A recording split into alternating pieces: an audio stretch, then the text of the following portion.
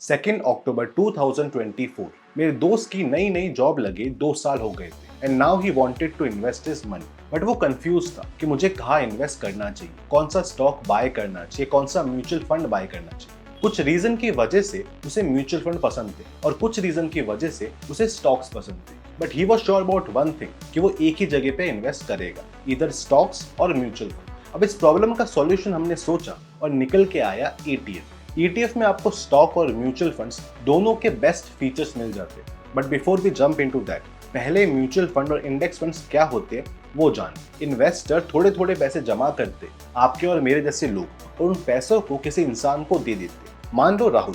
अब राहुल आपके बिहाफ में उन पैसों को इन्वेस्ट करेगा बहुत सारी कंपनीज में। यही होता है म्यूचुअल फंड। इन्वेस्टर थोड़े थोड़े पैसे उस म्यूचुअल फंड कंपनी को देते हैं। अब उस फंड के पास काफी ज्यादा पैसा आ गया। अब उसका फंड मैनेजर उन पैसों को इन्वेस्ट करेगा स्टॉक्स में, किसी सिंगल स्टॉक में नहीं, बहुत सारे स्टॉक में। वही सबसे बड़ा फायदा होता है म्यूचुअल फंड का, डाइवर्सिफिकेशन। अब इंडेक्स फंड सिमिलर होते हैं म्यूचुअल फंड से, उसमें फर्क सिर्फ इतना होता है कि हम किसी इंडेक्स को फॉलो करते हैं, जैसे सेंसेक्स और Nifty. Index funds copy paste करते हैं सेंसेक्स या निफ्टी को, सो दैट वे आप ऑटोमेटिकली सेंसेक्स और निफ्टी की सारी कंपनीज में इन्वेस्ट करते हो। बीटीएफ क्या होते हैं? ETF ऑलमोस्ट सिमिलर होते हैं किसी इंडेक्स म्यूचुअल फंड्स, इसमें भी हम किसी इंडेक्स को फॉलो करते हैं। अब आगे बढ़ने से पहले अगर आपको ये वीडियो अच्छा लगे तो make sure you like the video और सब्सक्राइब भी कर देना। ETF बेसिकली बनता है स्टॉक और म्यूचुअल फंड से मिलके। अब ETF की फुल फॉर्म क्या होती है? Exchange traded fund. एक्सचेंज मतलब बॉम्बे स्टॉक एक्सचेंज और NSE, जहाँ पे ये ट्रेड होता है जैसे स्टॉक ट्रेड होते हैं उसी तरीके से। सो जिस तरह स्टॉक की प्राइस फ्लक्चुएट होती है पूरे दिन में, उसी तरह ETF के साथ भी सेम होता है। आप ETF में limit order, buy order, stop loss लगा सकते हो, जिस तरह आप स्टॉक ट्रेडिंग करते हो उसी तरीके से। और अगर मैं म्यूचुअल फंड की बात करूं तो ये इंडेक्स फंड जैसा होता है, ये किसी इंडेक्स को फॉलो करता है और यहाँ आपको डाइवर्सिफिकेशन का बेनिफिट मिलता है। सो दैट वे आपको ETF में स्टॉक और म्यूचुअल फंड दोनों के बेनिफिट मिलते हैं। सो स्टॉक की तरह आप इसे बाय कर सकते हो अपने जीरोधा के डीमेट अकाउंट से। मैं पर्सनली जीरोधा यूज करता हूँ, अगर आपको भी जीरोधा यूज करना है तो उसका लिंक मेरे डिस्क्रिप्शन पे है। अब कितने टाइप के ETF होते हैं?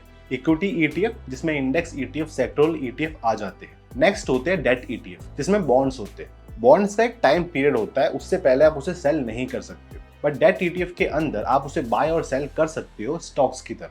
नेक्स्ट आते हैं कमोडिटी ETF, जैसे गोल्ड हो गया, सिल्वर हो गया। आपने एक और टर्म सुनी होगी, निफ्टी 20। अभी जो 20 होते हैं ये एक तरह का ETF ही होता है। इसकी फुल फॉर्म होती है benchmark exchange traded scheme. Benchmark मतलब फॉर एग्जांपल आपने अपने स्कूल में देखा होगा कि 35% पासिंग बेंचमार्क होता था। अगर आप उसके ऊपर लाते हो तो आप पास हो गए। सपोज आपकी क्लास में 80% एवरेज रिजल्ट है तो वो हो गया बेंचमार्क, एक स्टैंडर्ड जिसे आप फॉलो करना चाहते हो। एक्सचेंज ट्रेडेड मतलब यही कि वो एक्सचेंज में ट्रेड होता है जैसे स्टॉक्स ट्रेड होते हैं। अब जैसे म्यूचुअल फंड में आप पैसे इन्वेस्ट करते हो तो उसका AUM बढ़ता रहता है, ज्यादा लोग इन्वेस्ट करेंगे तो उसका एसेट अंडर मैनेजमेंट और बढ़ता रहेगा, 500 करोड़ से 1000 करोड़ पहुंच गया। बट ऐसा ETF में नहीं होता। जैसे जब कंपनीज मार्केट में लिस्ट कराती है तो वो अपना IPO निकालती है ताकि वो पैसे रेज कर सके। जैसे फॉर एग्जाम्पल एक कंपनी 1000 करोड़ रुपए रेज करना चाहती है मार्केट से, तो सिमिलरली ETF में भी वो नंबर फिक्स होता है। दैट मीन्स अगर आप एक ETF को बाय करना चाहते हो तो सामने सेल करने वाला भी होना चाहिए, अदरवाइज आप बाय नहीं कर पाओगे उस मूवमेंट पे। म्यूचुअल फंड में आप किसी भी मूवमेंट पे बाय कर सकते हो और आपको उस फंड की यूनिट मिल जाती है। सो ये चीज बहुत इंपॉर्टेंट होती है किसी भी ETF के लिए, उसका ट्रेडिंग वॉल्यूम पर डे अच्छा होना चाहिए।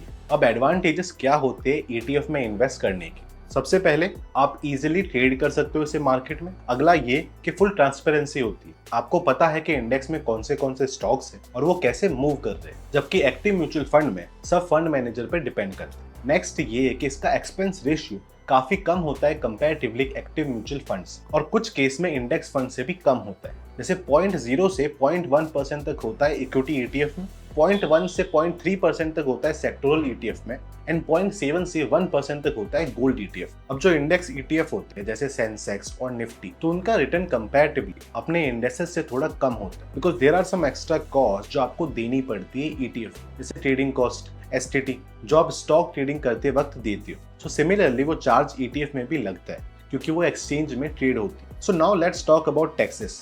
आपको ETF में कितना टैक्स देना पड़ता है? जैसे फॉर इक्विटी ETF ये सिमिलर होता है म्यूचुअल फंड से। 1 लाख के गेन पे आपको टैक्स नहीं देना, और अगर आप 1 साल पहले सेल कर देते हो तो 15% शॉर्ट टर्म कैपिटल गेन्स और 10% लॉन्ग टर्म कैपिटल गेन्स अगर आप इसे 1 साल से ज्यादा होल्ड करते हो। इसमें आपको इंडेक्सेशन बेनिफिट नहीं मिलता जो आपको डेट ETF और गोल्ड ETF में मिल जाता है। फॉर डेट और गोल्ड ETF अगर आप 1 साल के अंदर सेल करते हो तो आपका जो इनकम टैक्स स्लैब है उसके अकॉर्डिंग आपको टैक्स लगता है, और अगर आप 1 साल बाद सेल करते हो तो 20% लगता है। अब आपको इसमें क्यों इन्वेस्ट करना चाहिए और क्या देखना चाहिए इन्वेस्ट करने से पहले? सबसे पहला, एक्सपेंस रेशियो। इसका एक्सपेंस रेशियो काफी कम होता है, सो वहां आपको ऑटोमेटिकली 1 से 1.5% का फायदा मिल जाता है। सो मेक श्योर कि आप कम एक्सपेंस रेशियो वाला ETF देखो। Second, easy to trade. आप इसे इजीली मार्केट में ट्रेड कर सकते हो। बहुत लोग ट्रेडिंग भी करते हैं ETF को लेकर। अगला है ट्रैकिंग एरर। इसको मैंने इस वीडियो में एक्सप्लेन किया है, आप वो देख सकते हो सिंपल लैंग्वेज में। ये आपको वोलेटिलिटी बताता है आपके इंडेक्स ETF की उसके इंडेक्स के साथ, मतलब जो रिटर्न का डिफरेंस आ रहा है वो कॉन्स्टेंटली मेंटेन करके चल रहे हो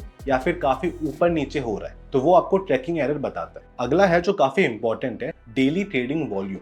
ये काफी इंपॉर्टेंट है क्योंकि देयर इज ए पॉसिबिलिटी कि आप सेल करना चाहो और बायर नहीं हो तो आप सेल नहीं कर पाओगे। सो एटलीस्ट 1000 यूनिट तो ट्रेडिंग वॉल्यूम होना ही चाहिए। नेक्स्ट, आप इसमें मल्टीपल ऑर्डर लगा सकते हो, जैसे limit order, buy order, stop loss. So all this आपको फ्लेक्सिबिलिटी प्रोवाइड करता है। अब आप इजीली डीमैट अकाउंट ओपन करके अपनी ज़ीरोधा ऐप के थ्रू ETF बाय और सेल कर सकते हो, जैसे मैं आपको बता रहा हूँ। यहाँ आपको डेली ट्रेडिंग वॉल्यूम मिल जाएगा, लिंक मेरी डिस्क्रिप्शन में है अगर आपको डीमैट अकाउंट ओपन करना है तो। मैं ज़ीरोधा यूज करता हूँ पर्सनली, अगर आप चाहो तो कुछ और भी यूज कर सकते हो। नाउ बिफोर यू स्किप और आप अगली वीडियो पे जाओ, अगर ये वीडियो आपको थोड़ा भी अच्छा लगा तो make sure you like the video और सब्सक्राइब भी कर दो।